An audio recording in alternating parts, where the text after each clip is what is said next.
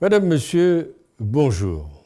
Il y a près de 7 ans, jour pour jour, les Tunisiens renversaient leur dictateur Ben Ali. Aujourd'hui, ils sont de nouveau dans la rue pour protester contre la vie chère. Des manifestations qui traduisent surtout un malaise social alors que la situation socio-économique n'a pas changé depuis la révolution de 2011 et les manifestations tournent quotidiennement à l'émeute. La Tunisie, unique pays rescapé du printemps arabe, est aujourd'hui confrontée à d'importantes difficultés financières avec une inflation qui dépasse les 6% et un chômage qui touche 15% de la population. En ces temps, depuis la révolution de 2011, peu de choses ont changé. Si la Tunisie a relativement réussi sa transition politique, la situation est toujours très difficile sur le plan socio-économique et les inégalités se sont même creusées. Pourtant, le pays avait l'assurance que l'oppression, le népotisme et la corruption de l'ancien régime ne seraient qu'un lointain cauchemar. La population commençait même à rêver d'un pays semblable en modernité et en démocratie au pays vu à la télévision qu'elle enviait et convoitait. Clairement, il faut placer ces manifestations actuelles dans une forme de continuité. Ce sont comme des répliques d'un mouvement de fond qui appelle à un changement radical, à plus de justice sociale, car très peu de solutions concrètes ont été proposées depuis 7 ans.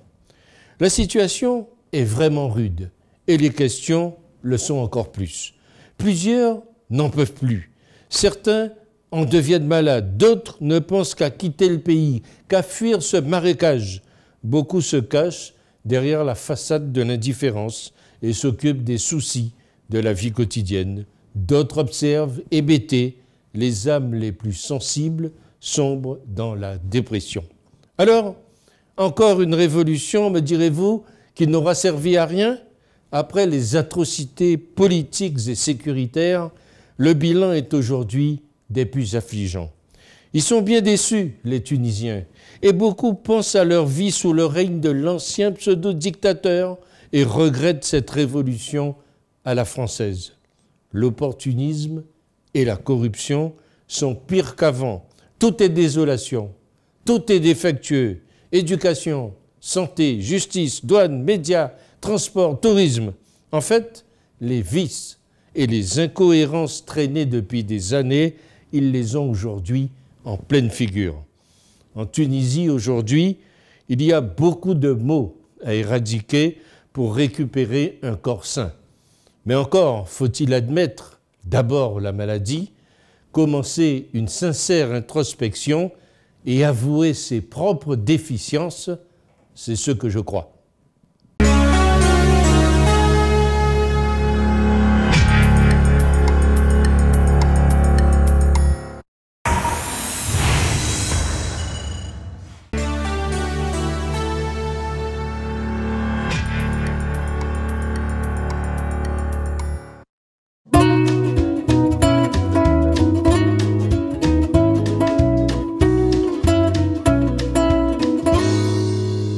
Pour toutes vos stratégies de communication, vos manifestations politiques et culturelles, vos conférences et séminaires de formation, pour toutes vos cérémonies de mariage et de baptême, vous avez désormais une adresse professionnelle.